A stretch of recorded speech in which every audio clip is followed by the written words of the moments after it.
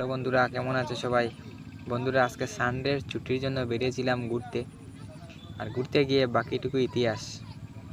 তো ভিডিওটা লাস্ট পর্যন্ত দেখতে থাকো, তখন বুঝতে পারবে। এই দেখতে পাচ্ছ এটা কি বন্ধুরা? এটা রাস্তা নাকি মাঠ যেখানে ধান চাষ করা হয়, ক্ষেতের জমি বলে কোনটা?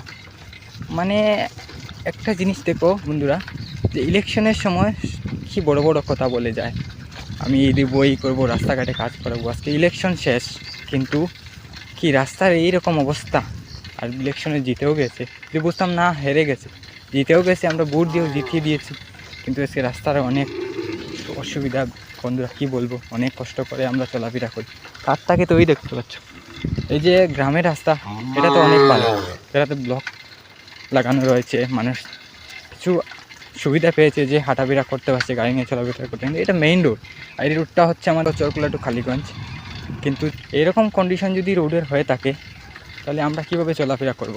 সাইকেল নিয়ে যেতে পারছি না, আর অসুস্থ রোগী নিয়ে, গাড়ি নিয়ে মানুষ চলাফেরা কেমনে করে ভাই?